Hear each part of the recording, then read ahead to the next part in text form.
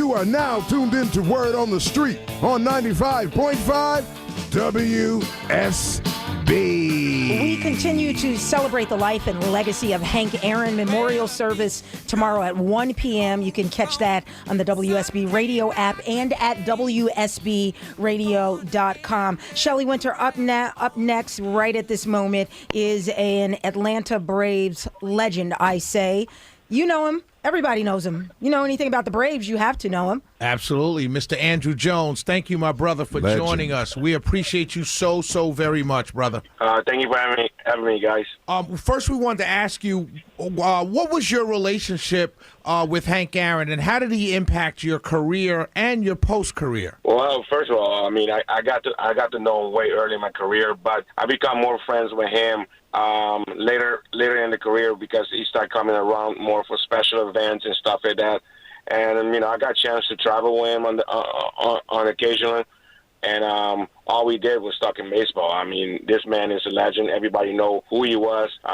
Everybody know what all he went through his career and his life. It's just ain't much to say. I mean, baseball-wise, his numbers speak for himself, but as a person, a lot of people know what he went through, but, know him as a friend, the person that he is, it's just, you can't describe it. When you talk about the baseball talks, can you take us through, like, one of the more impactful ones you had with him about baseball? Was it about current players, past players? What was that conversation like? Because I've talked to him about life stuff, but I would love to have I regret never having talked baseball with him.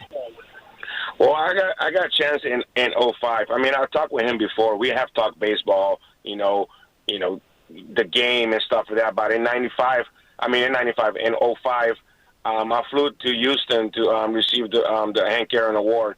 And we flew back from Houston to Atlanta back and on the same plane. And all we did was talking about baseball, in general stuff like, positive. Look at the positive of the game because, this game is a game of failure.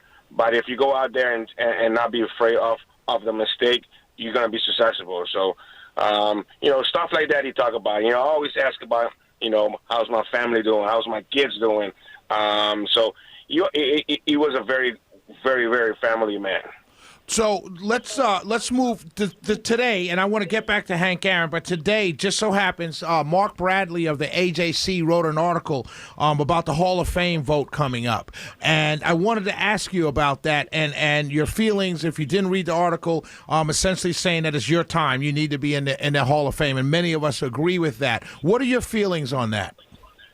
Well, I mean, be honest with you, if it happened, I will be speechless. I have to go back and thank everybody that made me the person that I am, that made me the person that I know about the game. But right now, nothing is secure. But like I said before, if it happened, it happened. My thing is, I know my teammates knew what kind of player I was when I got on that field. And how I went about my business about, being competitive and help my team win.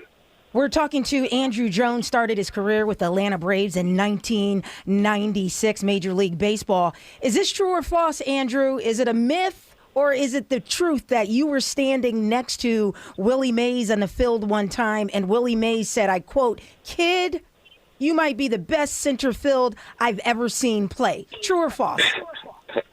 Well, I leave it for the notes. I'm very humble. I love Willie Mays. He is a very icon, one of the best that played the game. But when somebody like that tell you that you might be one of the best out there, you will take that to your grave. So basically you answer true. You're not answering, but you're kind of answering, Andruw. Terry Pendleton let it out anyway, so. Right, Rich, all right. We'll take that as a yes. Because we agree with it. I love your answer on the Hall of Fame question. I really do, because it's one of those things that's up to other people. And what I love about your answer is that you said your teammates knew who you were and what you brought to the game every day. So I sometimes you hear athletes say, "Oh, it doesn't matter to me," but in your answer, I could tell that was a truly honest answer, because you're relying on people that never played the game to vote on people that did play the game, and there's all kinds of personalities involved with that. Before we let you go, let's go back to Hank Aaron really quickly. You talked about your baseball talks, and you talked about winning the award. Would you say that Mr. Aaron helped your career baseball-wise? Did he help you more as a player, or did he help you with life stuff after the game? Well, to be honest with you, like, all around. I mean, for knowing what all he went through his life and his career in baseball to be so successful, that's all everybody wanted to do. He was Mr. Consistent. I mean, you look at his number, you look at, how he went about his business on and off the field, the racism, the hate letters, all that, coming from an island, coming to the United States. We come in here to play a game that we love, but on the other hand, it's not really our game. So we had to play harder than anybody else that was getting, was given the opportunity to play the game. So we have to stand out, and I think that's what the main thing that I look at after Hank Aaron. He went out there and went on his business quietly, and he stand out, and he just did his job, and he did it on a high level. And to be 25, be an All-Star game 25 times and putting those numbers that he put in as a consistent person, ain't much to say about the man. I mean, he was the greatest. He was, one of the legends in the game, period. I mean, a lot of people look at, what Babe Ruth did and all these other players did, but Hank Aaron did it on a higher level and in a different time of the world, right, to do something special in the game.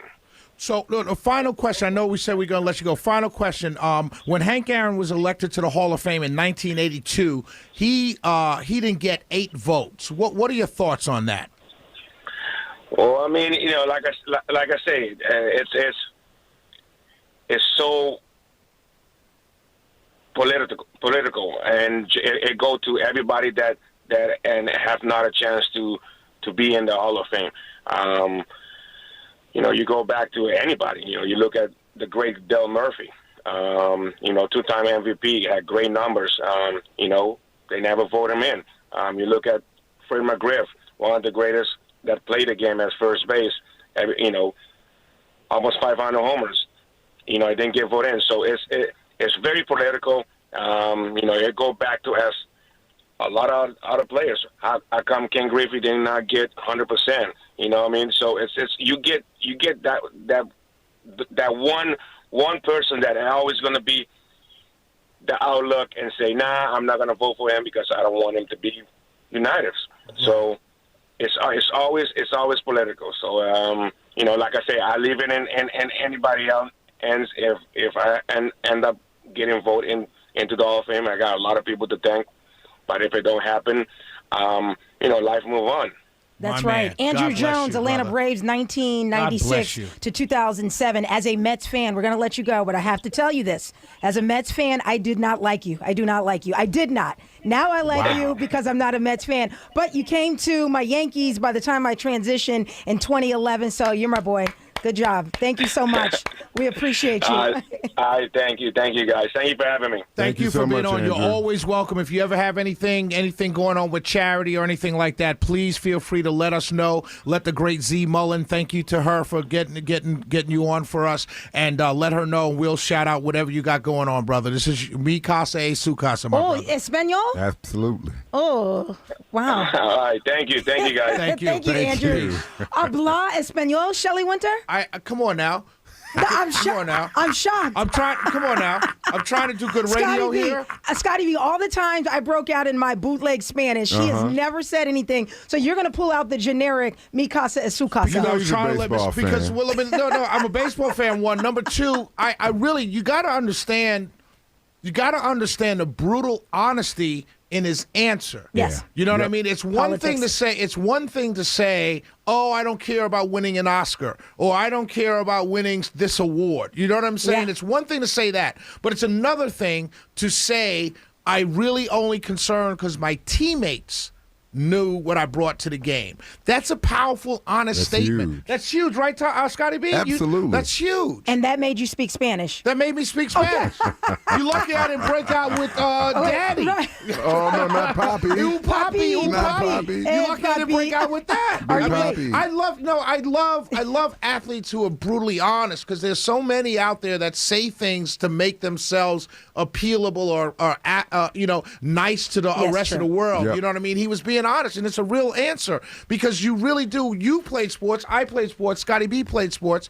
You really do care more about what your teammates think about you than the outside world. You really Absolutely. do. So, is anybody going to say, before we take a call, anybody proud of me? For not hitting on Andruw Jones? Absolutely. He's fine. I felt like I He's still fine. felt it. No, you did not, I felt Scotty your B. energy. I thought your question wafting at through the the end. You were nervous, Yeah, right? yeah, I was nervous. I thought you were going to come with No, it. but he is fine. He's always been fine, and just great interviews. Great to have him on Word on the Street. I'm glad you didn't knock I hit on did, Andruw. but he's well. fine. Are you listening, Andruw? 404-872-0750. One question.